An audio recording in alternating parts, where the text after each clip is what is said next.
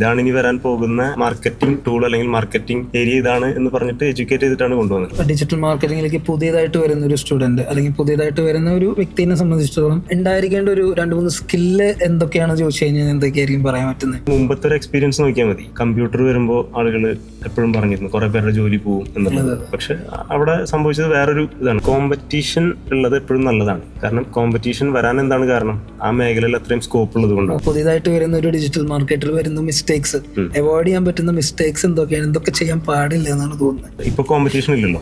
ശരിക്കും പറഞ്ഞാൽ കോമ്പറ്റീഷൻ എന്ന് പറഞ്ഞൊരു അതിന്റെ പ്രസക്തി കുറഞ്ഞു വരികയാണ്. നമുക്ക് ആരൊക്കെയാണ് കോമ്പറ്റീറ്റേഴ്സ് ആയി തോന്നുന്നത് അവരായിട്ട് കൊളാബറേറ്റ് ചെയ്യാൻ ഇപ്പോൾ വേണം. കൊളാബറേഷൻ ഓവർ കോമ്പറ്റീഷൻ എന്നുള്ളതാണ്. എപ്പോഴും അപ്ഡേറ്റഡ് ആയിട്ടിരിക്കുക എന്നുള്ളതാണ്.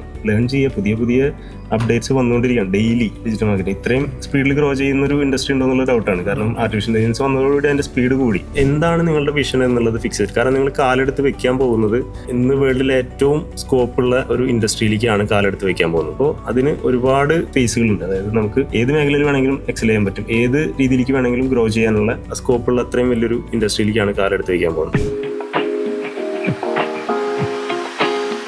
സോ നമ്മൾ എൻട്രിയിൽ എപ്പോഴും പറയുന്ന ഒരു കാര്യമാണ് ലേൺ ഫ്രം എക്സ്പേർട്ട് അല്ലെങ്കിൽ ലേൺ ഫ്രം ദ ബെസ്റ്റ് എന്നുള്ളത്.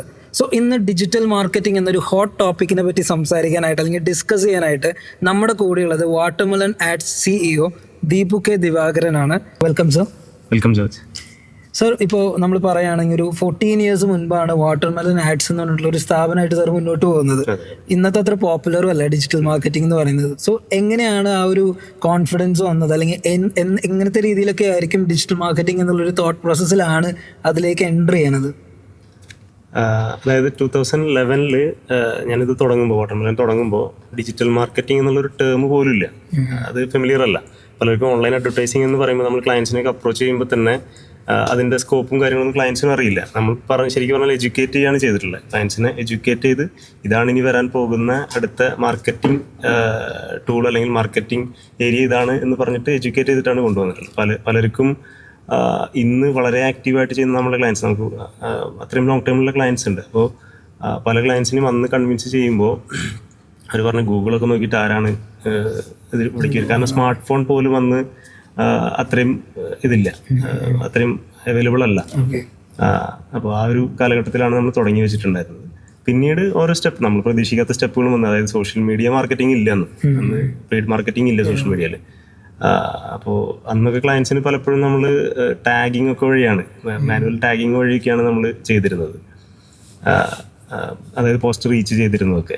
പിന്നീടാണ് അഡ്വർടൈസ്മെന്റും കാര്യങ്ങളിലേക്കൊക്കെ മറ്റായതും ഒക്കെ. ഓക്കെ, അപ്പോൾ എന്തെങ്കിലും ഒരു ഇൻസ്പിറേഷൻ ഉണ്ടായിരുന്നു ഒരു ഏജൻസി സ്റ്റാർട്ട് ചെയ്യാനായിട്ട് അല്ലെങ്കിൽ ഈ ഒരു ഫീൽഡിലേക്ക് വരാനായിട്ട്? അതായത് ഒരു ക്രിയേറ്റീവ് ആയിട്ടുള്ള മേഖലയിലായിരിക്കണം എൻ്റെ ഫ്യൂച്ചർ എന്നുള്ളൊരു പ്ലാൻ എനിക്കുണ്ടായിരുന്നു. ഒരു പ്ലാൻ അല്ല, ഒരു താല്പര്യം ഉണ്ടായിരുന്നു. അത് ഇത്രയും സ്കോപ്പ് വരും എന്നുള്ളത് ഞാനും ഒന്നും പ്രതീക്ഷിച്ചിട്ടില്ല. അങ്ങനെ പതുക്കെ ക്രിയേറ്റീവ് അതിൻ്റെ ഡിജിറ്റൽ മേഖലയാണ് ഞാൻ കൈകാര്യം ചെയ്തിരുന്നത് തന്നെ ഗൂഗിൾ ബേസ് ചെയ്തിട്ടുള്ള മാർക്കറ്റിംഗ് കാര്യങ്ങളൊക്കെ വെച്ചിട്ടായിരുന്നു. പിന്നീട് സോഷ്യൽ മീഡിയ വന്നു. സോഷ്യൽ മീഡിയയിൽ ഫോക്കസ് ചെയ്ത് അതിൽ പലപ്പോഴും നമ്മളുടെ ക്ലയൻസ് തന്നെ നമുക്ക് എന്താ പറയുക നല്ല സപ്പോർട്ട് തന്നിട്ടുണ്ട്. അതായത് നിങ്ങളതിൽ ഫോക്കസ് ചെയ്തോളൂ, ഞങ്ങൾ കൂടെ ഉണ്ടാവും എന്നുള്ളൊരു രീതിയിലൊക്കെ ക്ലയൻസ് നമ്മളുടെ കൂടെ നിന്നിട്ടുണ്ട്. ഏതെങ്കിലും ഒരു മൊമെന്റിൽ ഇപ്പോൾ നമ്മളിത് സ്റ്റാർട്ട് ചെയ്തു, ഡിജിറ്റൽ മാർക്കറ്റിംഗിലേക്ക് എൻ്റർ ചെയ്തു, പക്ഷേ ഇങ്ങനെയല്ല ഇതിനെ അപ്രോച്ച് ചെയ്യേണ്ടത് എന്ന് പറഞ്ഞ ഒരു മൊമെന്റ് ഉണ്ടായിട്ടുണ്ടോ എപ്പോഴെങ്കിലും സ്റ്റാർട്ട് ചെയ്തതിന് ശേഷം? അങ്ങനെ എന്ന് പറയാനായിട്ട് അത് പല മൊമെന്റ്സ് ഉണ്ടായിട്ടുണ്ട്. ഒരു ഒറ്റ തവണയായിട്ട് പറയാൻ പറ്റുന്നതല്ല, പല രീതിയിലുള്ള ഇൻസിഡൻസ് ഉണ്ടായിട്ടുണ്ട്. അതായത് ഡിജിറ്റൽ മാർക്കറ്റിങ്ങിൻ്റെ ഒരു ഫേസ് എന്ന് പറയുന്നത് ഒരു എന്താ പറയുക, ഒരു പല മേഖലയിലേക്കും ഒരു അൺലിമിറ്റഡ് ആണ് ഇതിൻ്റെ സ്കോപ്പ് എന്ന് പറയുന്നത്. അതായത് ഏത് മേഖലയിൽ നമുക്ക് ചിന്തിച്ചാലും അവിടെ ഡിജിറ്റൽ മാർക്കറ്റിംഗ് ആപ്റ്റ് ആവും എന്നുള്ളതാണ് അതിൻ്റെ ഏറ്റവും വലിയ. ഫോർ എക്സാമ്പിൾ ഞങ്ങൾ പറയുകയാണെങ്കിൽ ഇപ്പോൾ ഡിജിറ്റൽ മാർക്കറ്റിംഗ് മേഖലയിൽ ഫ്രാഞ്ചൈസി കൊടുക്കുന്ന ആദ്യത്തെ കമ്പനി വാട്ടർമെലനാണ്. ഓക്കെ, അപ്പോൾ അത് അതേപോലെ തന്നെ പല മേഖലകളുണ്ടാവും. കേരളത്തിൽ ആദ്യമായിട്ട് കൊടുക്കുന്നത് വാട്ടർമെലനാണ്. അതുപോലെ പല കമ്പനികൾക്കും അവരുടേതായിട്ടുള്ള മേഖലകളിൽ എക്സ്പെർട്ടൈസ് ഉണ്ടാവും. അപ്പോൾ എങ്ങനെ എടുത്താലും നമുക്ക് ഡിജിറ്റൽ മാർക്കറ്റിംഗ് അവിടെ എന്താ പറയുക, അവിടെ ഓക്യുപ്പൈ ചെയ്യാൻ പറ്റും. അതാണ് ഡിജിറ്റൽ മാർക്കറ്റിൻ്റെ ഒരു ഏറ്റവും വലിയ പ്രത്യേകത. ഓക്കെ, ഇപ്പോൾ നമ്മളിപ്പോൾ ഡിജിറ്റൽ മാർക്കറ്റിംഗ് എന്ന് പറയുമ്പോൾ ഇപ്പോൾ കുറേ നാളുകളായിട്ട് നമുക്ക് പെർഫോമൻസ് മാർക്കറ്റിംഗ് എന്ന് കേൾക്കുന്നുണ്ടാവും. അപ്പോൾ ട്രഡീഷണലി ഡിജിറ്റൽ മാർക്കറ്റിംഗ് എന്ന രീതിയിൽ സ്റ്റാർട്ട് ചെയ്തത് ഇപ്പോൾ എത്തി നിൽക്കുന്നത് പെർഫോമൻസ് മാർക്കറ്റിംഗിലാണ്. അപ്പോൾ നമ്മളിപ്പോൾ ഒരു ഏജൻസി ആണെങ്കിൽ പോലും നമ്മളൊരു ഡിജിറ്റൽ മാർക്കറ്റിംഗ് ഒരു കമ്പനിക്ക് ഡിജിറ്റൽ മാർക്കറ്റിംഗ് പ്രൊവൈഡ് ചെയ്യാമെന്ന് പറയുന്നതിന് ഇപ്പോൾ പെർഫോമൻസ് മാർക്കറ്റിംഗ് പ്രൊവൈഡ് ചെയ്യാമെന്ന് പറയുന്നുണ്ട്. സോ എന്താണ് അത് തമ്മിലുള്ളൊരു വ്യത്യാസമായിട്ട് തോന്നുന്നത്? ലൈക്ക് നമ്മളൊരു ബിസിനസ് അല്ലെങ്കിൽ ഒരു ഏജൻസി സ്റ്റാർട്ട് ചെയ്ത് അല്ലെങ്കിൽ കുറേ ക്ലയൻസിന് വേണ്ടിയിട്ടൊരു ഡിജിറ്റൽ മാർക്കറ്റിംഗ് ചെയ്യുന്ന സമയത്ത് എന്താണ് ഇതിലൊരു ഡിഫറൻസ് ആയിട്ട് ഫീൽ ചെയ്തിട്ടുള്ളത് ഈ പെർഫോമൻസ് മാർക്കറ്റിംഗിലേക്ക് വന്നപ്പോൾ? ഇപ്പോൾ പെർഫോമൻസ് മാർക്കറ്റിംഗ് ആണെങ്കിലും ആർട്ടിഫിഷ്യൽ ഇൻ്റലിജൻസ് ആണെങ്കിലും ഡിജിറ്റൽ മാർക്കറ്റിംഗ് ആണെങ്കിലും ഒക്കെ നമ്മളെ ഏറ്റവും പ്രയോറിറ്റി കൊടുക്കേണ്ടത് ക്ലയൻറ്റിൻ്റെ റിക്വയർമെൻ്റ് ആണ്. അതായത് ഇപ്പോൾ നമ്മൾ അൾട്ടിമേറ്റ്ലി ക്ലയൻസിനുള്ള സർവീസ് ആണല്ലോ ഡിജിറ്റൽ മാർക്കറ്റിംഗ് എന്ന് പറയുന്നത്. അപ്പോൾ ആ ക്ലയൻറ്റിൻ്റെ ഒബ്ജക്റ്റീവ് എന്താണെന്ന് പഠിച്ചിട്ട് അതിനാവശ്യമായിട്ടുള്ള ടൂൾസും അതിനാവശ്യമായിട്ടുള്ള സ്ട്രാറ്റജീസും അതിൽ ഇൻകോപ്പറേറ്റ് ചെയ്യുക എന്നുള്ളതാണ് ഇപ്പോഴത്തെ ഡിജിറ്റൽ മാർക്കറ്റിംഗ്. അതിൽ കൊളാബറേറ്റീവ് മാർക്കറ്റിംഗ് ഉണ്ടാവും, ഈ പറഞ്ഞ പോലെ ആർട്ടിഫിഷ്യൽ ഇൻ്റലിജൻസ് നമുക്ക് ഇൻകോപ്പറേറ്റ് ചെയ്യേണ്ടി വരും, പെർഫോമൻസ് മാർക്കറ്റിംഗ് ചെയ്യേണ്ടി വരും, പലതും ചെയ്യേണ്ടി വരും. അപ്പോൾ അതിന് വേണ്ടിയിട്ടുള്ള ടൂൾസ് എന്തൊക്കെയാണെന്നുള്ളത് നമ്മൾ ഫൈൻഡ് ഔട്ട് ചെയ്തിട്ട് അതിനനുസരിച്ചുള്ള സ്ട്രാറ്റജി കൊടുക്കുക എന്നുള്ളതാണ്. അപ്പോൾ അതിനനുസരിച്ചുള്ള പ്ലാറ്റ്ഫോംസ് നമുക്ക് എടുക്കുക എന്നുള്ളതാണ്. എല്ലാവർക്കും എല്ലാ പ്ലാറ്റ്ഫോംസും എല്ലാ ടൂൾസും എല്ലാ സ്ട്രാറ്റജീസും ആവണമെന്നില്ല. ഓരോരുത്തർക്കും നമ്മൾ കസ്റ്റമൈസ് ചെയ്തിട്ടുള്ള സ്ട്രാറ്റജി കൊടുത്താലാണ് അവിടെ വർക്കബിൾ ആവും. ചിലർക്ക് ചിലപ്പോൾ ഒരു ടൂൾ മാത്രം മതിയായിരിക്കും, ചിലർക്ക് മൾട്ടിപ്പിൾ ടൂൾസ് വേണ്ടി വരും. അങ്ങനത്തെ രീതിയിലാണ്. ഓക്കെ. അപ്പോൾ നമുക്കിപ്പോൾ പറയുമ്പോൾ ഡിജിറ്റൽ മാർക്കറ്റിംഗിലേക്ക് പുതിയതായിട്ട് വരുന്ന ഒരു സ്റ്റുഡൻറ്റ് അല്ലെങ്കിൽ പുതിയതായിട്ട് വരുന്ന ഒരു വ്യക്തിനെ സംബന്ധിച്ചിടത്തോളം ഉണ്ടായിരിക്കേണ്ട ഒരു 2-3 സ്കില്ല് എന്തൊക്കെയാണെന്ന് ചോദിച്ചു കഴിഞ്ഞാൽ എന്തൊക്കെയായിരിക്കും പറയാൻ പറ്റുന്നത്? ഒന്ന്, ഏറ്റവും ഇമ്പോർട്ടൻ്റ് ആയിട്ടുള്ള സ്കിൽ എന്ന് പറയുന്നത് എപ്പോഴും അപ്ഡേറ്റഡ് ആയിട്ടിരിക്കുക എന്നുള്ളതാണ്. ലേൺ ചെയ്യുക, പുതിയ പുതിയ അപ്ഡേറ്റ്സ് വന്നുകൊണ്ടിരിക്കുകയാണ് ഡെയിലി. ഡിജിറ്റൽ മാർക്കറ്റിംഗ് ഇത്രയും സ്പീഡിൽ ഗ്രോ ചെയ്യുന്നൊരു ഇൻഡസ്ട്രി ഉണ്ടോ എന്നുള്ള ഡൗട്ടാണ്. കാരണം ആർട്ടിഫിഷ്യൽ ഇൻ്റലിജൻസ് വന്നതോടുകൂടി അതിൻ്റെ സ്പീഡ് കൂടി. ശരിക്കും പറഞ്ഞാൽ കൊറോണയ്ക്ക് ശേഷം ഞങ്ങൾ എക്സ്പീരിയൻസ് ചെയ്യുമ്പോൾ കൊറോണയ്ക്ക് ശേഷം വന്നിട്ടുള്ള ഈ ഒരു 4-5 വർഷം കൊണ്ട് ഗ്രോ ചെയ്തിട്ടുള്ള അത്രയും വലിയൊരു ഇൻഡസ്ട്രി ഉണ്ടാവുമെന്ന് എനിക്ക് തോന്നുന്നില്ല. അപ്പോൾ അതുകൊണ്ട് തന്നെ എപ്പോഴും ലേൺ ചെയ്തുകൊണ്ടിരിക്കുക എന്നുള്ളതാണ് ഫസ്റ്റ്. അപ്ഡേറ്റഡ് ആയിട്ടിരിക്കുക എന്നുള്ളതാണ് ഫസ്റ്റ് വേണ്ട ക്വാളിറ്റി. രണ്ടാമത്തെ പോയിന്റ് എന്ന് വെച്ച് കഴിഞ്ഞാൽ എപ്പോഴും ഫോക്കസ്ഡ് ആയിട്ട് വർക്ക് ചെയ്യുക എന്നുള്ളതാണ്. അതായത് ഈ നേരത്തെ പറഞ്ഞ പോലെ പല ഏരിയാസ് ഉണ്ടല്ലോ ഡിജിറ്റൽ മാർക്കറ്റിംഗിൽ തന്നെ. സോഷ്യൽ മീഡിയ ഉണ്ട്, സെർച്ച് എഞ്ചിൻസ് ഉണ്ട്, കൊളാബറേറ്റീവ് മാർക്കറ്റിംഗ് ഉണ്ട്. ഇതിൽ സ്പ്രെഡായി പോകുക. അതായത് ഏതിലെങ്കിലും ഒന്നിൽ ഫോക്കസ് ചെയ്യുക. അതിപ്പോൾ ചിലപ്പോൾ സോഷ്യൽ മീഡിയയിലായിരിക്കും ഫോക്കസ് ചെയ്യേണ്ടത്, അതല്ലെങ്കിൽ സെർച്ച് എഞ്ചിൻസിലായിരിക്കും ഫോക്കസ് ചെയ്യേണ്ടത്, ഗൂഗിൾ ആഡ്സിലായിരിക്കും ഫോക്കസ് ചെയ്യുന്നത്. ഇതിൽ ഏതിലാണോ നിങ്ങളുടെ എക്സ്പെർട്ടൈസ് വരുന്നത് അതിൽ ഒരെണ്ണത്തിൽ ഫോക്കസ് ചെയ്യുക എന്നുള്ളതാണ് രണ്ടാമത്തെ പോയിന്റ്, ശ്രദ്ധിക്കേണ്ട ഒരു കാര്യം. അതുപോലെ തന്നെ മൂന്നാമത്തേന്ന് വെച്ചാൽ കൊളാബറേറ്റ് ചെയ്യുക. എപ്പോഴും നമുക്ക് എല്ലാം ഒരാൾക്കോ അല്ലെങ്കിൽ ഒരു സ്ഥാപനത്തിനോ മാത്രം ചെയ്യാൻ പറ്റണമെന്നില്ല. അതിൽ എക്സ്പെർട്ടൈസ് ഉള്ള നമുക്ക് ചെയ്യാൻ പറ്റുന്നതല്ലാതെ ബാക്കി സർവീസിൽ എക്സ്പെർട്ടൈസ് ഉള്ള ആളുകളായിട്ട് കൊളാബറേറ്റ് ചെയ്യുക എന്നുള്ളതാണ്. അതായത് ഇപ്പോൾ കോമ്പറ്റീഷൻ ഇല്ലല്ലോ. ശരിക്കും പറഞ്ഞാൽ കോമ്പറ്റീഷൻ എന്ന് പറഞ്ഞൊരു അതിൻ്റെ പ്രസക്തി കുറഞ്ഞു വരികയാണ്. നമുക്ക് ആരൊക്കെയാണ് കോമ്പറ്റീറ്റേഴ്സ് ആയി തോന്നുന്നത് അവരായിട്ട് കൊളാബറേറ്റ് ചെയ്യാൻ ഇപ്പോൾ വേണ്ടത്. കൊളാബറേഷൻ ഓവർ കോമ്പറ്റീഷൻ എന്നുള്ളതാണ് മൂന്നാമത്തെ കാര്യം. ഇപ്പോൾ നമ്മൾ ഡിജിറ്റൽ മാർക്കറ്റിംഗ് എന്ന് പറഞ്ഞാൽ എപ്പോഴും മാറ്റങ്ങൾ വരുന്ന ഒരു സംഭവമാണ്. ഇപ്പോൾ നമ്മൾ ഒരു ഇതിൽ പറയുകയാണെന്നുണ്ടെങ്കിൽ ആഴ്ചയ്ക്ക് നമ്മുടെ മൊത്തത്തിൽ അപ്ഡേറ്റ് മാറും, ഇന്റർഫേസ് മാറും, എല്ലാം മാറുന്നുണ്ട്. അപ്പോൾ ഈ ഒരു സാഹചര്യത്തിൽ ഒരു ഡിജിറ്റൽ മാർക്കറ്ററായിട്ട് കണ്ടിന്യൂ ചെയ്ത് പോകാനായിട്ട് എക്സ്പീരിയൻസ്, അതായത് നമുക്ക് എക്സ്പീരിയൻസിൽ നമ്മളൊരു സംഭവം ചെയ്തു വരും എന്നാൽ അതിനോട് അപ്പോൾ തന്നെ ആയിരിക്കും ഇതിനൊരു അപ്ഡേറ്റ് വരുന്നത്, മാറ്റം വരുന്നത്. അപ്പോൾ എക്സ്പീരിയൻസിന് ശരിക്കും പറഞ്ഞു കഴിഞ്ഞാൽ റെലവൻസി ഉണ്ടോ ഡിജിറ്റൽ മാർക്കറ്റിംഗ് ചെയ്യാനായിട്ട്? ഇതിൽ അപ്ഡേറ്റ്സ് വരുന്ന എക്സ്പീരിയൻസ് എന്തായാലും ഒരു ഇമ്പോർട്ടൻറ്റ് ഫാക്ടറാണ്. ഏത് മേഖലയിലാണെങ്കിലും എക്സ്പീരിയൻസ് വളരെ ഇമ്പോർട്ടൻ്റ് ആയിട്ടുള്ള ഫാക്ടറാണ്. ഇതിൽ അപ്ഡേറ്റ്സ് വരുന്നത് ടൂൾസിനാണ് അപ്ഡേറ്റ്സ് വരുന്നത്. അതായത് അത് നമ്മളുടെ ഒരു ബേസിക് സ്ട്രക്ചർ എന്ന് പറഞ്ഞു കഴിഞ്ഞാൽ ഒരു ക്ലയൻറ്റിനെ സംബന്ധിച്ച് ഞാൻ നേരത്തെ പറഞ്ഞ പോലെ ക്ലയൻറ്റിൻ്റെ ഒബ്ജക്റ്റീവാണല്ലോ ഏറ്റവും ഫസ്റ്റ് പ്രയോറിറ്റി എന്ന് പറയുന്നത്. അപ്പോൾ ആ ഒബ്ജക്റ്റീവിനനുസരിച്ചുള്ള സ്ട്രാറ്റജിക്കാണ് ഇമ്പോർട്ടൻസ് വരുന്നത് അവിടെ, അതിന് വേണ്ടിയിട്ടുള്ള ടൂൾസിനല്ല. അപ്പോൾ അതുകൊണ്ട് തന്നെ ആ സ്ട്രാറ്റജിയിൽ ഫോക്കസ് ചെയ്യുന്നത് അതിൻ്റെ ഒരു എക്സ്പീരിയൻസ് ആവശ്യമാണ്. നേരെ മറിച്ച് ഇപ്പോൾ ഫ്രഷർ ആണെങ്കിലും എക്സ്പീരിയൻസ്ഡ് ആയിട്ടുള്ള ആളാണെങ്കിലും നാളെ വരുന്ന പുതിയ ടൂൾ രണ്ടുപേർക്കും ഫ്രഷാണ്, അല്ല രണ്ടുപേരും അത് പഠിച്ചിരിക്കണം. നേരെ മറിച്ച് ഈ എക്സ്പീരിയൻസ്ഡ് ആയിട്ടുള്ള ആളെ സംബന്ധിച്ച് ആൾക്ക് ഈ സ്ട്രാറ്റജി ചെയ്തിട്ടുള്ള ആ ഒരു എക്സ്പീരിയൻസ് ആളെ ഹെൽപ്പ് ചെയ്യും ഈ ടൂൾസ് ഉപയോഗിക്കാനായിട്ട്, അല്ലെങ്കിൽ ആ ടൂൾസ് എവിടെ ഉപയോഗിക്കണമെന്ന് മനസ്സിലാക്കാനായിട്ടുള്ള എക്സ്പീരിയൻസ്. അപ്പോൾ അതുകൊണ്ട് തന്നെ പുതിയതായിട്ട് പഠിച്ചിറങ്ങുന്ന സ്റ്റുഡൻസ് ആണെങ്കിലും എത്രയും പെട്ടെന്ന് അവർക്ക് വർക്ക് ചെയ്തിട്ടുള്ളൊരു എക്സ്പീരിയൻസ് ഉണ്ടാക്കാനായിട്ട് വേണം ശ്രമിക്കാനായിട്ട്. അത് ചിലപ്പോൾ ട്രെയിനീസ് ആയിട്ടായിരിക്കാം, അതല്ലെങ്കിൽ അത്രയും എക്സ്പീരിയൻസ് ആയിട്ടുള്ള ആളുകളുടെ കൂടെ വർക്ക് ചെയ്തിട്ടായിരിക്കാം. ഇപ്പോൾ നമുക്കിപ്പോൾ ഡിജിറ്റൽ മാർക്കറ്റിങ്ങിനെ പറ്റി സംസാരിക്കുമ്പോൾ എന്തായാലും AI അതിനെ പറ്റിയിട്ട് സംസാരിക്കാതിരിക്കാൻ പറ്റില്ല. കാരണം കൂടുതൽ ഡിജിറ്റൽ മാർക്കറ്റിങ്ങിലേക്ക് വരാനുള്ള ആൾക്കാരൊക്കെ ചിന്തിക്കുന്ന ഒരു കാര്യം AI വന്നു കഴിഞ്ഞാൽ ഞങ്ങളുടെ പണി പോകും എന്നുള്ളൊരു ഇതാണ്. എന്തായാലും ഒരു 14 വർഷത്തോളം ഈ ഇൻഡസ്ട്രിയിൽ നിൽക്കുന്ന ഇപ്പോൾ സാധാരണ സംബന്ധിച്ചിടത്തോളം ഒരു വിഷൻ ഉണ്ടായിരിക്കും ഇങ്ങനെയൊക്കെ ആയിരിക്കാൻ പോകുന്നത് എന്നുള്ള രീതിയിൽ. ഇപ്പോൾ സാധാരണ ഒരു തോട്ട് പ്രോസസ് എങ്ങനെയാണ്? AI വന്നു കഴിഞ്ഞാൽ ഡിജിറ്റൽ മാർക്കറ്റിംഗ് എങ്ങനെയാണ് ഈസി ആവുമോ അതോ പണി പോകുമോ, എങ്ങനെയായിരിക്കും? എല്ലാവരും പറഞ്ഞ പോലെ തന്നെ പുതിയൊരു ടെക്നോളജി വരുമ്പോൾ എപ്പോഴും ആളുകൾക്ക് ടെൻഷനാണ്. അതായത് ഇത് ജോലി കളയും, ഇത്രയും പേരുടെ ജോലി കളയും എന്നുള്ളതൊക്കെ. ഞാൻ മുമ്പും സംസാരിച്ചിട്ടുണ്ട് ഈ ഒരു ടോപ്പിക്കിനെ കുറിച്ച്. അപ്പോൾ അതിൽ നമ്മൾ മുമ്പത്തെ ഒരു എക്സ്പീരിയൻസ് നോക്കിയാൽ മതി. അതായത് കമ്പ്യൂട്ടർ വരുമ്പോൾ ആളുകൾ എപ്പോഴും പറഞ്ഞിരുന്നു കുറേ പേരുടെ ജോലി പോവും എന്നുള്ളത്. പക്ഷെ അവിടെ സംഭവിച്ചത് വേറൊരു ഇതാണ്. അതായത് നമ്മളുടെ എല്ലാ ജോലികളും എളുപ്പമാക്കി, അത് മാത്രമല്ല കൂടുതൽ ഓപ്പർച്യൂണിറ്റീസ് സൃഷ്ടിക്കപ്പെട്ടു. അതേപോലെ തന്നെ ആർട്ടിഫിഷ്യൽ ഇൻ്റലിജൻസിലും അങ്ങനെ തന്നെയായിരിക്കും സംഭവിക്കുക. നമ്മളുടെ ജോലികളൊക്കെ ഒരുപാട് ടൈം എടുത്തിരുന്ന ജോലികളൊക്കെ നമുക്ക് ഈസി ആയി. എളുപ്പത്തിൽ ചെയ്യും. പക്ഷെ ഒരു കാര്യമുള്ള എന്താണെന്ന് വെച്ചാൽ ചില സെക്ടർ ജോലികൾ പോകുമായിരിക്കും, അല്ലെങ്കിൽ അവർ അപ്ഡേറ്റഡ് ആയിട്ട് വേറെ രീതിയിലേക്ക് ചിന്തിക്കുമായിരിക്കും. പക്ഷെ എന്താ പറയുക, ഒരു ഹ്യൂമൻ ഇൻവോൾവ്മെന്റ് എപ്പോഴും എല്ലാത്തിലും വേണമല്ലോ, ആവശ്യമാണ്. അതിനെ സപ്പോർട്ട് ചെയ്യുന്നൊരു സിസ്റ്റമാണ് AI വന്നപ്പോൾ ഉണ്ടായിട്ടുള്ളത്. ഇപ്പോൾ എക്സ്പീരിയൻസ്ഡ് ആയിട്ടുള്ള ഒരാളുടെ അടുത്ത് ഇപ്പോൾ ചോദിക്കുമ്പോൾ നമ്മൾ പറയും ഡിജിറ്റൽ മാർക്കറ്റൈസിങ് എന്തൊക്കെ ചെയ്യണം എന്നുള്ള ക്വസ്റ്റ്യൻസ് ചോദിക്കും. എന്തൊക്കെ ചെയ്യാൻ പാടില്ല എന്നുള്ളൊരു ക്വസ്റ്റ്യൻ ആണ്. അതായത് ഒരു പുതിയതായിട്ട് വരുന്ന ഒരു ഡിജിറ്റൽ മാർക്കറ്റിൽ വരുന്ന മിസ്റ്റേക്സ്, അവോയ്ഡ് ചെയ്യാൻ പറ്റുന്ന മിസ്റ്റേക്സ് എന്തൊക്കെയാണ്, എന്തൊക്കെ ചെയ്യാൻ പാടില്ല എന്നാണ് തോന്നുന്നത്. അതിൽ നമ്മൾ നേരത്തെ ഡിസ്കസ് ചെയ്ത പോലെ തന്നെ ഫസ്റ്റ് പോയിന്റ് എന്ന് പറയുന്നത് ചെയ്യാൻ പാടില്ലാത്തത് അപ്ഡേറ്റഡ് ആവാതിരിക്കുക എന്നുള്ളൊരു കാര്യം ചെയ്യരുത് ഒരു കാരണവശാലും. കാരണം അപ്സ്കിൽ ചെയ്യേണ്ടത് എപ്പോഴും ആവശ്യമാണ്. നേരത്തെ പറഞ്ഞ പോലെ ഡെയിലി അപ്ഡേറ്റ്സ് വന്നുകൊണ്ടിരിക്കുന്ന മേഖല ആയതുകൊണ്ട് തന്നെ എപ്പോഴും അപ്ഡേറ്റഡ് ആയിട്ടിരിക്കുക എന്നുള്ളതാണ് ചെയ്യേണ്ടത്. പിന്നെ സെക്കൻഡ് പോയിന്റ് എന്ന് പറഞ്ഞു കഴിഞ്ഞാൽ, ഇപ്പോൾ ക്ലയൻറ്റ് വർക്കിലേക്ക് വന്നു കഴിഞ്ഞാൽ എല്ലാ ക്ലയൻസിനെയും ഒരേപോലെ കാണരുത്. ഇപ്പോൾ പല ക്ലയൻസിൻ്റെയും നേരത്തെ നമ്മൾ സംസാരിച്ചത് ഒബ്ജക്റ്റീവ്സ് ഉണ്ടാവും. അതായത് അവർക്ക് എന്താണ് റിക്വയർമെൻറ്റ്, ആ റിക്വയർമെൻറ്റ് കറക്റ്റായിട്ട് മനസ്സിലാക്കിയിട്ട് അതിനനുസരിച്ചുള്ള സ്ട്രാറ്റജിയിൽ വർക്ക് ചെയ്യാതിരിക്കുക, അതും നെഗറ്റീവാണ്. അപ്പോൾ അത് മനസ്സിലാക്കിയിട്ട്, അപ്പോൾ അതിന് USP, ചില ക്ലയൻസിന് ചിലപ്പോൾ USP എന്താണെന്ന് അറിയുന്നുണ്ടാവില്ല, യുണീക് സെല്ലിംഗ് പ്രൊപ്പോസിഷൻ, അവരുടെ പ്രോഡക്റ്റിനോ സർവീസിനോ അതുണ്ടായിരിക്കും. അപ്പോൾ അത് മനസ്സിലാക്കിയിട്ട് വേണം നമ്മളുടെ സ്ട്രാറ്റജി ബിൽഡ് ചെയ്യാനായിട്ട്. അത് കസ്റ്റമൈസ് ചെയ്തിട്ട് ഓരോരുത്തർക്കും ഒരു ടൈലർ മെയ്ഡ് ആയിരിക്കണം നമ്മളുടെ സ്ട്രാറ്റജി. അപ്പോൾ അത് ചെയ്യാതിരിക്കുക, അതും നെഗറ്റീവായിരിക്കും.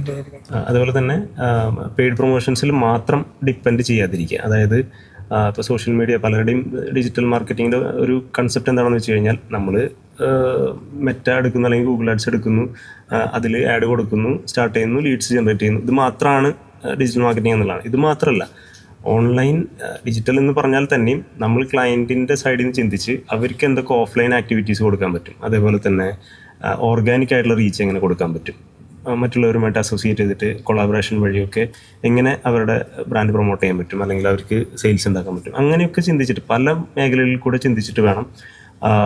അതിന് വേണ്ടിയിട്ട് നമ്മൾ എന്താണെന്ന് വെച്ച് കഴിഞ്ഞാൽ, ഈ ഒരു ഡിജിറ്റൽ മാർക്കറ്റർ എന്ന് പറഞ്ഞു കഴിഞ്ഞാൽ ആളുടെ സെൻസസ് എപ്പോഴും ഓപ്പൺ ആയിരിക്കണം. നമ്മുടെ ചുറ്റും നടക്കുന്ന കാര്യങ്ങൾ അറിയണം, ഇതൊക്കെ എങ്ങനെ നമ്മളെ ക്ലയൻസിലേക്ക് കൊണ്ടുവരാൻ പറ്റുമെന്ന് ചിന്തിക്കണം. അങ്ങനെ ക്രിയേറ്റീവ് ആയിരിക്കണം. ക്രിയേറ്റീവ് ആവാതിരിക്കുക എന്നുള്ളതൊരു മിസ്റ്റേക്കാണ്.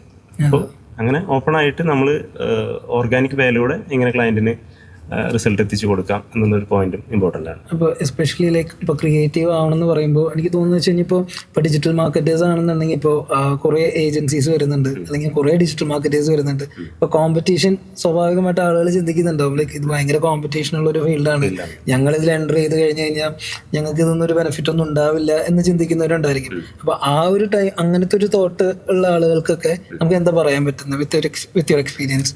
അതായത് കോമ്പറ്റീഷൻ ഉള്ളത് എപ്പോഴും നല്ലതാണ്. കാരണം കോമ്പറ്റീഷൻ വരാൻ എന്താണ് കാരണം, ആ മേഖലയിൽ അത്രയും സ്കോപ്പ് ഉള്ളത് കൊണ്ടാണ്. ഇന്നും കേരളത്തിലത്തെ ഏജൻസീസ്, ഇപ്പോൾ നമ്മൾ തന്നെ 15ഓളം രാജ്യങ്ങളിൽ നമ്മൾ അഡ്വർടൈസ്മെന്റ് ചെയ്യുന്നുണ്ട്, പല കൺട്രീസിലുള്ള ക്ലയൻസിന് വേണ്ടി ചെയ്യുന്നുണ്ട്. അപ്പോൾ നമ്മൾ കേരളം മാത്രമല്ല നമ്മളുടെ മാർക്കറ്റ്, ഈ മാർക്കറ്റ് എന്ന് പറഞ്ഞാൽ ഗ്ലോബലാണ്. അപ്പോൾ കേരളത്തിലുള്ള ഏജൻസീസ് അല്ലെങ്കിൽ ഇന്ത്യയിലുള്ള ഏജൻസികൾക്ക് ചെയ്ത് കൊടുക്കാൻ പറ്റുന്നതിനേക്കാൾ കൂടുതൽ ഇതിൽ സ്കോപ്പ് ഉണ്ട്. അപ്പോൾ അതുകൊണ്ട് തന്നെയാണ് ഇതിൽ കോമ്പറ്റീഷൻ വന്നുകൊണ്ടിരിക്കുന്നത്. പിന്നെ അവിടെ നമ്മളുടേതായിട്ടുള്ള ഒരു യുണീക്ക് ഒരു എന്താ പറയുക ആക്ടിവിറ്റി, അല്ലെങ്കിൽ നമ്മളുടേതായിട്ടുള്ളൊരു സ്ട്രാറ്റജിയും കാര്യങ്ങളും ഉണ്ടെങ്കിൽ നമുക്ക് അവിടെ എക്സൽ ചെയ്യാൻ പറ്റും. അപ്പോൾ അതിനുവേണ്ടി വർക്ക് ചെയ്യാന്നുള്ളതാണ് അവിടെ ക്രിയേറ്റിവിറ്റി ഒരു പോയിന്റ് ആണെന്ന് തോന്നണല്ലോ.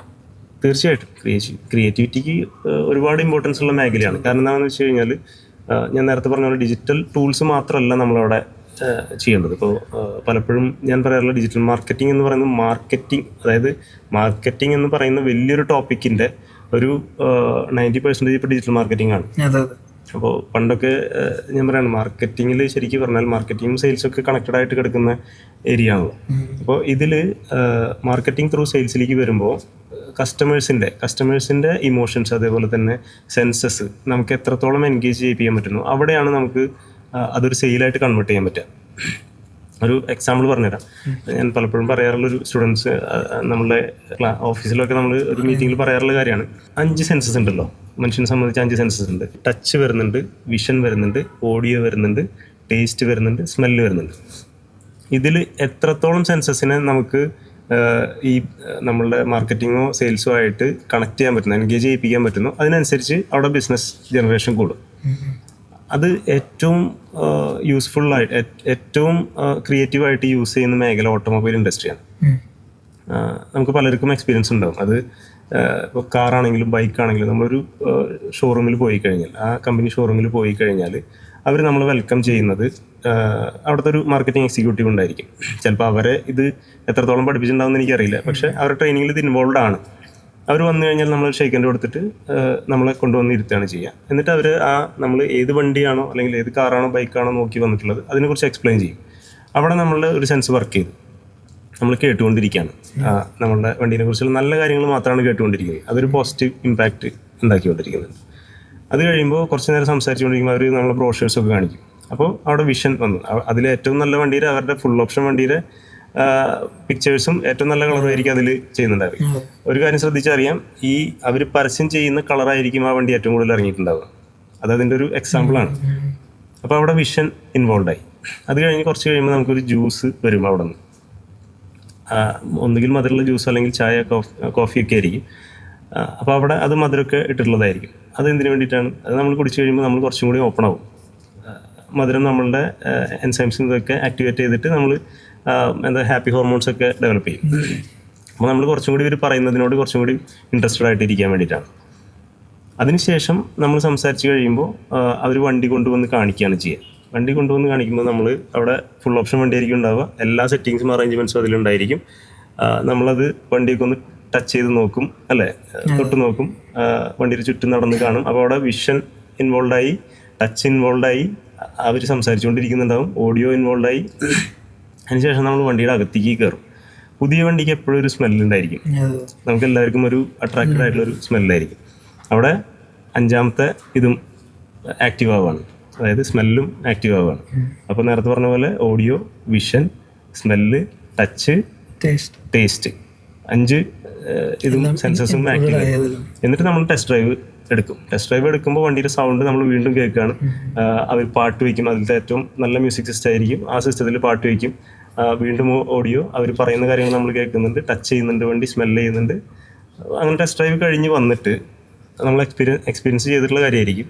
പുറത്തേക്ക് ഇറങ്ങി കഴിയുമ്പോൾ നമ്മൾ ഏറ്റവും കൂടുതൽ കാണുന്ന വണ്ടി ഏതായിരിക്കും? ഈ വണ്ടിയിലേക്ക് ശ്രദ്ധ അതിലേക്ക് തന്നെ വരും. കാരണം അത്രയും നാൾ നമ്മൾ ചിന്തിക്കില്ല ഇത്രയധികം ഈ വണ്ടി റോഡിലുണ്ടായിരുന്നു എന്നുള്ളത്. ആ ടെസ്റ്റ് ഡ്രൈവ് കഴിയുമ്പോഴാണ് നമുക്ക് ഫീൽ ചെയ്യുക. അതുകൊണ്ട് തന്നെ ആ വണ്ടി വാങ്ങാനുള്ള ചാൻസസ് 80% കൂടുതലാണ് മറ്റുള്ളതിനേക്കാൾ. അപ്പോൾ അത് ഈ 5 സെൻസസ് ഇൻവോൾവ് ആയതുകൊണ്ടാണ്. അപ്പോൾ എത്രത്തോളം ഇൻവോൾവ് ചെയ്യിക്കാൻ പറ്റുമോ അത്രത്തോളം സെൻസസ് ഇൻവോൾവ് ചെയ്യിപ്പിക്കുക എന്നുള്ളതാണ്. ഏതൊരു മാർക്കറ്റിംഗിലാണെങ്കിലും ഈ 5 സെൻസസിലേക്ക് ഫോക്കസ് ചെയ്താൽ. അപ്പോൾ ഡിജിറ്റൽ മാർക്കറ്റിംഗിലേക്ക് വരുമ്പോൾ നമ്മൾ ഡിജിറ്റൽ മാർക്കറ്റിംഗിലേക്ക് വരുമ്പോൾ എങ്ങനെ നമുക്കിത് ഓഫ്ലൈനായിട്ട് ഓൺലൈൻ മാർക്കറ്റ് ചെയ്തുകൊണ്ട് എങ്ങനെ ഓഫ്ലൈനായിട്ട് ഇത് അപ്ലൈ ചെയ്യാം എന്നുള്ളതാണ് നമ്മൾ ക്ലയൻറ്റിനെ പഠിപ്പിക്കേണ്ടത്. അവിടെ നമ്മൾ ക്ലയൻറ്റിനെ എഡ്യൂക്കേറ്റ് ചെയ്യിക്കേണ്ട ഒരു ആവശ്യം കൂടിയുണ്ട്. അപ്പോൾ ഈ രീതിയിൽ എന്തെങ്കിലും അൺകൺവെൻഷണൽ ആയിട്ട് ഇപ്പോൾ ഡിജിറ്റൽ മാർക്കറ്റിംഗ് എന്ന് പറയുമ്പോൾ ഇപ്പോൾ നേരത്തെ പറഞ്ഞല്ലോ, ഇപ്പോൾ സോഷ്യൽ മീഡിയ, ഗൂഗിള്, ഇങ്ങനെ അതല്ലാതെ ഒരു അൺകൺവെൻഷണൽ രീതിയിൽ ഏതെങ്കിലും മാർക്കറ്റിംഗ് രീതി അപ്രോച്ച് ചെയ്തിട്ടുണ്ട് ഏതെങ്കിലും ക്ലയൻസിന് വേണ്ടിയിട്ട്? അങ്ങനെ ചെയ്തിട്ടുണ്ട്. ഒരുപാട് ക്യാമ്പയിൻസ് ചെയ്തിട്ടുണ്ട്. ക്യാമ്പയിൻസ് എന്നാണ് അതിനെ നമ്മൾ കോമൺലി വിളിക്കാറുള്ളത്. അപ്പോൾ അതിൽ ബാക്കി മീഡിയാസിനെ ഇൻക്ലൂഡ് ചെയ്ത്, അതായത് ഡിജിറ്റൽ മീഡിയ മാത്രമല്ലാതെ നേരത്തെ പറഞ്ഞ പോലെ നമ്മളുടെ സ്ട്രാറ്റജി ബേസ് ചെയ്തിട്ട് വരുമ്പോൾ ചിലപ്പോൾ നമ്മൾ ക്ലയൻറ്റിൻ്റെ അവിടെയുള്ള ഓഫ്ലൈൻ ആക്ടിവിറ്റിയാണ് അതിൽ ഇൻക്ലൂഡ് ചെയ്യുക. ഫോർ എക്സാമ്പിൾ, ഇപ്പോൾ അവിടെ എന്തെങ്കിലും ഒരു ക്ലയൻറ്റിൻ്റെ ഒരു സ്പെഷ്യൽ ക്യാമ്പയിൻ നടക്കുന്നുണ്ടെങ്കിൽ ആ ക്യാമ്പയിന് വേണ്ടിയിട്ട് നമ്മൾ completely digital plus offline, online plus offline campaigns ആണ് ഡിസൈൻ ചെയ്യുക. അതായത് ഡിജിറ്റലി നമ്മൾ അതിനുള്ള വിസിബിലിറ്റിയും അതേപോലെ തന്നെ മാർക്കറ്റിംഗ് നടന്നിട്ട് കസ്റ്റമർ വരുമ്പോൾ അവിടെ അവർക്കുള്ള ആക്ടിവിറ്റി ഉണ്ടായിരിക്കും. അപ്പോൾ ഇത് രണ്ടും കമ്പൈൻ ചെയ്യുമ്പോഴാണ് അത് സെയിൽസിലേക്ക് കൺവേർട്ട് ആവുക. അപ്പോൾ അതൊരുപാട് ക്യാമ്പയിൻസ് നമ്മൾ റൺ ചെയ്യുക. ഇമ്പോർട്ടൻ്റ് ആണോ അങ്ങനെ വളരെ ഇമ്പോർട്ടൻ്റ് ആണ്, ഡിജിറ്റലും ഒരുമിച്ച് കൊണ്ടുപോകേണ്ടത് വളരെ ഇമ്പോർട്ടൻ്റ് ആണ്. അതിൽ ട്രഡീഷണൽ മീഡിയ നമുക്ക് എത്രത്തോളം ഇൻവോൾവ് ചെയ്യിപ്പിക്കാൻ പറ്റുന്നുള്ളത് ആ ക്യാമ്പയിൻ അനുസരിച്ചിരിക്കും.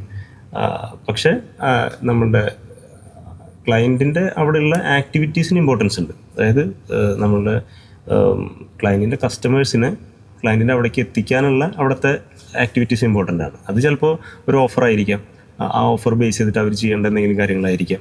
അതല്ലെങ്കിൽ അവിടെ നടക്കുന്ന എന്തെങ്കിലും എന്താ പറയുക, ഈ ക്യാമ്പയിൻ റിലേറ്റഡ് ആയിട്ടുള്ള എന്തെങ്കിലും ഇവൻറ്റ്സ് ആയിരിക്കാം. അപ്പോൾ അത് നമ്മളാണ് ഡിസൈൻ ചെയ്ത് കൊടുക്കുക. അതായത് ഒരു ഡിജിറ്റൽ മാർക്കറ്റിംഗ് ഏജൻസി എന്ന് പറഞ്ഞാൽ ആ കാര്യങ്ങൾ നമ്മൾ ക്ലയൻറ്റിനെ ഡിസൈൻ ചെയ്ത് കൊടുക്കണം. എന്നാലാണ് അത് രണ്ടും കൂടി ക്ലബ് ചെയ്തിട്ട് സക്സസ് ആക്കാൻ പറ്റുള്ളൂ. ഇപ്പോൾ നമ്മൾ പറയുമ്പോൾ ഇപ്പോൾ ടോട്ടൽ ഇന്ത്യ നോക്കുകയാണെന്നുണ്ടെങ്കിൽ നമ്മളിപ്പോൾ ഗ്രാഫ് നോക്കുന്ന സമയത്ത് ഓരോ വർഷം ഡിജിറ്റൽ മാർക്കറ്റിംഗ് ഇൻഡസ്ട്രിയിലേക്ക് ഇടുന്ന ഇൻവെസ്റ്റ്മെന്റ് ഒക്കെ ഭയങ്കര കൂടുതലായിട്ട് വരുന്നുണ്ട്. ഇപ്പോൾ ഹ്യൂജ് ആയിട്ടാണ് ഓരോ വർഷം നമുക്ക് കാണാൻ സാധിക്കുന്നത്. പക്ഷേ ഇപ്പോൾ കേരളത്തിൻ്റെ ഒരു മാർക്കറ്റ് എടുത്ത് നോക്കുകയാണെന്നുണ്ടെങ്കിൽ കേരളത്തിൽ എത്രത്തോളം സക്സസ്ഫുൾ ആണ് ഡിജിറ്റൽ മാർക്കറ്റിംഗ് എന്ന് പറയുന്നത്? എനിക്ക് തോന്നുന്നത് ഇത് ഏറ്റവും ക്രിയേറ്റീവായിട്ടും ഏറ്റവും എഫക്റ്റീവായിട്ടും ചെയ്യുന്നത് കേരളത്തിലെ ഏജൻസീസാണ്.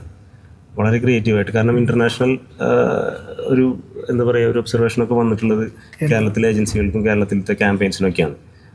അപ്പോൾ അതുകൊണ്ട് തന്നെ ഒരുപാട് സ്പെൻഡ് ചെയ്യുന്നുണ്ട് ക്ലയൻറ്റ്സ് ഒരുപാട്. ഞാനൊരു എക്സാമ്പിൾ പറഞ്ഞു കഴിഞ്ഞാൽ അതിൻ്റെ ഒരു സൈസ് മനസ്സിലാക്കാൻ വേണ്ടിയിട്ടാണ്. നമ്മളുടെ ഒരു ക്ലയൻറ്റ്, ഒരു സ്പെസിഫിക് ക്ലയൻറ്റ് സ്റ്റാർട്ടിങ്ങിൽ 5,000 മന്ത്ലി വെറും 5,000 സ്പെൻഡ് ചെയ്തിരുന്ന ക്ലയൻറ്റ് ഇപ്പോൾ സ്പെൻഡ് ചെയ്യുന്നത് മന്ത്ലി 1 crore ആണ്. ഡിജിറ്റൽ മാർക്കറ്റിംഗിൽ മാത്രം സ്പെൻഡ് ചെയ്യുന്നത് 1 crore ആണ്. അപ്പോൾ അത്രയും, അതും ഒരു 2-3 വർഷം കൊണ്ട് അത്രയും ചെറിയൊരു അളവിൽ അവരത്രയും വലുതായി. അതിന് ഏറ്റവും കൂടുതൽ ഹെൽപ്പ് ചെയ്തിട്ടുള്ള ഡിജിറ്റൽ മാർക്കറ്റിംഗ് ആണ്. കേരളത്തിൽ തന്നെയാണ്. കേരളത്തിലല്ല, ഇപ്പൊ അവർ സ്പ്രെഡായി 4-5 കൺട്രീസിലുണ്ട്. ബേസ് കേരളത്തിൽ. സോ അങ്ങനെയാണെന്നുണ്ടെങ്കിൽ നമുക്ക് ഇപ്പോൾ ഏത് തരം ബിസിനസ്സുകളാണ് ആക്ച്വലി ഡിജിറ്റൽ മാർക്കറ്റിംഗ് ഉപയോഗിക്കേണ്ടതെന്നാണ് തോന്നിയിട്ടുള്ളത്? ലൈക്ക് കൂടുതലായിട്ട് ഉപയോഗിക്കേണ്ടത് ഇപ്പോൾ ഇതുവരെ ഉപയോഗിക്കുന്നില്ല, അതല്ലെങ്കിൽ വേണ്ട രീതിക്ക് ഉപയോഗിക്കാത്ത ഒരു എന്ത് ടൈപ്പ് ബിസിനസ് ആയിരിക്കും ഡിജിറ്റൽ മാർക്കറ്റിംഗിൽ ഉപയോഗിക്കേണ്ടാത്തത് ചോദിച്ചാൽ ആരുമില്ല എന്ന് പറയാൻ പറ്റും. കാരണം ഡിജിറ്റൽ മാർക്കറ്റിംഗ് ആവശ്യമില്ലാത്ത ഒരു ബിസിനസ്സും ഇല്ല. കാരണം എല്ലാവർക്കും വിസിബിലിറ്റി ആവശ്യമാണ്. ബിസിനസ് എന്ന് പറഞ്ഞു കഴിഞ്ഞാൽ വിസിബിലിറ്റി ആവശ്യമാണ്, അവിടെ സെയിൽസ് ആവശ്യമാണ്. അപ്പോൾ ഡിജിറ്റൽ മാർക്കറ്റിംഗ് തന്നെയാണ് ഇപ്പോഴത്തെ അതിലുള്ള ഏറ്റവും വലിയ സൊല്യൂഷൻ. എല്ലാ ബിസിനസ്സുകളും ഉപയോഗിക്കേണ്ടതാണ്. ഇപ്പോൾ ഞാൻ പേഴ്സണലി ചോദിക്കുകയാണെന്നുണ്ടെങ്കിൽ ഇപ്പോൾ പ്രോഡക്റ്റ് ബേസ്ഡ് കമ്പനികൾ ഉണ്ടായിരിക്കും, അല്ലെങ്കിൽ സർവീസ് ബേസ്ഡ് കമ്പനികൾ ഉണ്ടായിരിക്കും. അപ്പോൾ ഇത് രണ്ടും നോക്കുന്ന സാഹചര്യത്തിൽ ഡിജിറ്റൽ മാർക്കറ്റിംഗ് ഏതിനാണ് ഏറ്റവും കൂടുതൽ വർക്ക് ആവാനായിട്ട് ചാൻസ് ഉള്ളത്? രണ്ടിനും നേരത്തെ പറഞ്ഞ പോലെ തന്നെ പ്രൊഡക്റ്റ് ആണെങ്കിലും സർവീസ് ആണെങ്കിലും രണ്ട് രീതിയിലാണ് നമ്മൾ മാർക്കറ്റ് ചെയ്യേണ്ടതെന്ന് മാത്രം. അതിനെ അപ്രോച്ച് ചെയ്യേണ്ട രീതി രണ്ട് ടൈപ്പ് ആയിരിക്കും. പക്ഷേ രണ്ട് കമ്പനീസും ചെയ്യേണ്ടതാണ്. ഇപ്പോൾ ചില കമ്പനീസ് തന്നെ പ്രോഡക്റ്റും സർവീസും കൊടുക്കുന്ന കമ്പനീസ് ഉണ്ട്. അവരാണെങ്കിലും ഇത് തന്നെയാണ് മാർക്കറ്റ് ചെയ്യാനുള്ള സൊല്യൂഷൻ എന്ന് പറയുന്നത്. ഓക്കെ, ഇപ്പോൾ ഇത് നമുക്ക് മെൻഷൻ ചെയ്യാതെ എന്തായാലും ഇത് പറയാൻ പറ്റില്ല. ഇപ്പോൾ ആദ്യ കാലങ്ങളിലാണെന്നുണ്ടെങ്കിലും ഒരുപാട് അവാർഡ്സ് കിട്ടിയിട്ടുണ്ട്. ഇപ്പോൾ വാട്ടർമെലൺ ആഡ്സിന് വേണ്ടിയിട്ട് അവാർഡ്സ് കുറേ കാര്യങ്ങൾ കിട്ടിയിട്ടുണ്ട്. ഇത് എങ്ങനെയാണ് പോസിറ്റീവായിട്ട് ഗുണം ചെയ്യുന്നതും നെഗറ്റീവായിട്ടും ചിലപ്പോൾ ചില കാര്യങ്ങൾ ഉണ്ടാവുമായിരിക്കാം, ലൈക്ക് നെഗറ്റീവ്ലി അത് എഫക്ട് ചെയ്യുന്നുണ്ടായിരിക്കും. ഒരു പോസിറ്റീവ് ഗുണവും നെഗറ്റീവ് ഗുണവും പറയാനാണെങ്കിൽ ഇങ്ങനെ അവാർഡ്സ് കിട്ടുന്നതിൽ ഒരു ഏജൻസിനെ സംബന്ധിച്ചിടത്തോളം എങ്ങനെയായിരിക്കും അത്? എന്നെ സംബന്ധിച്ചിടത്തോളം അത് പോസിറ്റീവ് ഇമ്പാക്റ്റാണ് കൂടുതൽ തന്നിട്ടുള്ളത്. കാരണം ഏറ്റവും കൂടുതൽ മറ്റുള്ളവരെക്കാൾ കൂടുതൽ എപ്പോഴും ഒരു റെക്കഗ്നിഷൻ എന്ന് പറയുമ്പോൾ നമുക്കൊരു ഇൻസ്പിറേഷനാണ്. നമുക്ക് അടുത്തൊരു ടാർഗറ്റ് റീച്ച് ചെയ്യാനുള്ളൊരു ഇൻസ്പിറേഷനാണ്, മോട്ടിവേഷനാണ് നമുക്ക് കിട്ടിയിട്ടുള്ളത്. അപ്പോൾ അത് ഒരുപാട് ഹെൽപ്പ് ചെയ്യുന്നുണ്ട്. വാട്ടർമെലൻ്റെ ഗ്രോത്തിൽ തന്നെ നമുക്ക് ഒരുപാട് ഹെൽപ്പ് ചെയ്തിട്ടുണ്ട്. നെഗറ്റീവ്സ് എന്ന് പറഞ്ഞു കഴിഞ്ഞാൽ ഇപ്പോൾ ചില എൻക്വയറീസ് വരുമ്പോൾ നമ്മളുടെ ക്ലയൻസ് അല്ല, നമ്മളുടെ പുതിയ എൻക്വയറീസ് വരുമ്പോൾ ഇത് അപ്രോച്ചബിൾ ആണോ അല്ലെങ്കിൽ അവർക്ക് അഫോർഡബിൾ ആണോ എന്നുള്ളൊരു കൺഫ്യൂഷൻ ഉണ്ടാവുക. കാരണം ഈ ഒരു ഏജൻസി അവർക്ക് അഫോർഡ് ചെയ്യാൻ പറ്റുമോ എന്നുള്ളൊരു കൺഫ്യൂഷൻ പലപ്പോഴും നമുക്ക് എൻക്വയറീസിന് ഫീൽ ചെയ്യാറുണ്ട്. അതായിരിക്കും ചിലപ്പോൾ ഒരു ചെറിയൊരു നെഗറ്റീവായിട്ട് ഇമ്പാക്റ്റ് ഉള്ളത്. പക്ഷെ കൂടുതലായിട്ടും പോസിറ്റീവ് തന്നെയാണ്. അതെ, പോസിറ്റീവ്. ഓക്കെ, ഇപ്പോൾ നമുക്കിപ്പോൾ 2026 വരെയാണ്. അപ്പോൾ ഒരു ഡിജിറ്റൽ മാർക്കറ്റിംഗ് ഇൻ 2026 എന്നുള്ള രീതിയിൽ ഒരുപാട് സെർച്ചുകൾ പോകുന്ന ഒരു കീവേഡാണത്. കാരണം കരിയറിലേക്ക് വരാനാണെങ്കിലും അല്ലെങ്കിൽ ബിസിനസ്സിലേക്ക് അവരൊക്കെ ഡിജിറ്റൽ മാർക്കറ്റിംഗ് അഡാപ്റ്റ് ചെയ്യാനാണെങ്കിലും. സോ ഇനി 2026 ഡിജിറ്റൽ മാർക്കറ്റിംഗ് എങ്ങനെയായിരിക്കും എന്നാണ് തോന്നുന്നത്? ഓഫ് കോഴ്സ് ആർട്ടിഫിഷ്യൽ ഇൻ്റലിജൻസിൻ്റെ ഒരു ഇമ്പാക്റ്റ് കൂടും ഡിജിറ്റൽ മാർക്കറ്റിംഗിൻ്റെ സ്കോപ്പ് എന്തായാലും സ്കൈ റോക്കറ്റ് പോലെയാണ്. എയുടെ ഒരു ഇമ്പാക്റ്റ് അതിൽ കൂടും എന്നുള്ളത് മാത്രമാണ് നമുക്ക് ചെയ്യാനുള്ളത്, വരാനുള്ളൊരു. അപ്പോൾ എന്തെങ്കിലും ഇപ്പോൾ 2026 ഇപ്പോൾ വരുന്ന ഡിജിറ്റൽ മാർക്കറ്റ് അപ്സ്കിൽ ചെയ്യേണ്ട എന്തെങ്കിലും മേഖലകളുണ്ടോ? ഇപ്പോൾ AI പറഞ്ഞു, അതുപോലെ തന്നെ എന്തെങ്കിലും ഫോക്കസ് ചെയ്യേണ്ട മേഖലകളുണ്ടെന്ന് തോന്നിയിട്ടുണ്ടോ 2026 കിടക്കുമ്പോൾ? എത്രയും കൂടുതൽ AI ടൂൾസ് പഠിക്കാൻ പറ്റുമോ അത്രയും കൂടുതൽ പഠിക്കുക. AI തന്നെയാണ്. കാരണം ഡെയിലി ബേസിൽ പുതിയ പുതിയ ടൂൾസ് വന്നുകൊണ്ടിരിക്കുകയാണ്. ഉള്ള ടൂൾസ് തന്നെ അപ്ഡേറ്റ് ചെയ്തുകൊണ്ടിരിക്കുകയാണ്. അപ്പോൾ നമ്മൾ കഴിഞ്ഞ ദിവസം കണ്ടിട്ടുള്ള ChatGPT, Gemini ഒന്നല്ല ഇപ്പോൾ ഉള്ളത്. അത് മാത്രമല്ല, ഒരുപാട് ടൂൾസ് പുതിയത് വന്നിട്ടുണ്ട്. അപ്പോൾ നമുക്ക് ആവശ്യമുള്ള ടൂൾസ് കണ്ടുപിടിക്കുക, ഏറ്റവും കൂടുതൽ പഠിക്കുക എന്നുള്ളതാണ് ഞാൻ പറഞ്ഞില്ല, നമ്മൾ തുടക്കം തൊട്ട് ഇപ്പോഴും ഡിസ്കസ് ചെയ്തുകൊണ്ടിരിക്കുന്ന അപ്ഡേറ്റ് ചെയ്യുക, അപ്സ്കിൽ ചെയ്യുക എന്നുള്ളത് മാത്രമാണ്. അതാണ് മെയിനായിട്ട് ഡിജിറ്റൽ മാർക്കറ്റിംഗിൽ ഉള്ളത്. ഇപ്പോൾ 14 years ആയ സ്ഥിതിക്ക് എന്തായാലും ഓരോ വർഷം നിങ്ങൾ ഇതുപോലെ അപ്ഡേറ്റ് ചെയ്ത് വന്നിട്ടുണ്ടായിരിക്കാം. സോ ആ ഒരു എക്സ്പീരിയൻസിൽ ഇനിയും അങ്ങോട്ട് അപ്ഡേറ്റ് ചെയ്ത് പോകണം എന്നാണ് പറയുന്നത്.